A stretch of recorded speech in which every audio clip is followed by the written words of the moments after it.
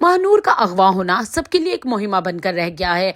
अब तक तो सबका यही ख्याल है कि महानूर को महविश और दानिश ने अपनी दुश्मनी की नज़र कर दिया है, उन लोगों ने ही अगवा किया है। लेकिन असल में महानूर को इन दोनों में से किसी ने अगवा नहीं किया। अगर महानूर के अगवा के पीछे किसी का हाथ है तो वो ज़ैन के बड़े भाई का है, जिसके बढ़ते कदमों को महानूर ने वापस लौटा दिया था और उसकी इंसल्ट की थी। वो अपने इंसल्ट का बदला लेने के लिए उसने महानूर को किडनैप करवा लिया और यही होगा। और दूसरी तरफ अगर महानूर के लिए कोई बहुत ज़्यादा परेशान है तो उसकी माँ के बाद ज़ैन है, क्योंकि ज़ैन का बस नहीं चल रहा कि वो महानूर को कहीं से भी ढूंढ कर ले आए, क्योंकि महानूर उसकी जिम्मेदारी थी, उनके घर में रह रहे थे इसलिए, और वो भी एक लड़की ज़ात है, इसलिए ज़ैन दिन रात एक कर देगा महानूर को ढूंढने में।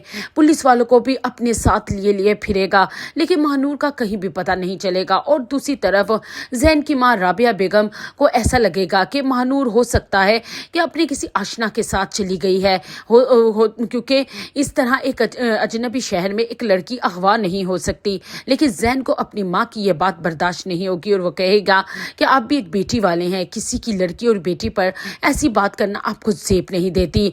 माँ राबिया बेगम को अपने बेटे का ये लहजा बहुत अजीब लगेगा, क्योंकि वो तो एक गैर लड़की के लिए अपनी माँ के आगे खड़ा हो चुका है। अब राबिया बेगम और ज़्यादा महानूर और उसकी माँ से खिंची हो जाएंगी, लेकिन महानूर इस टाइम बहुत तकलीफ में होगी।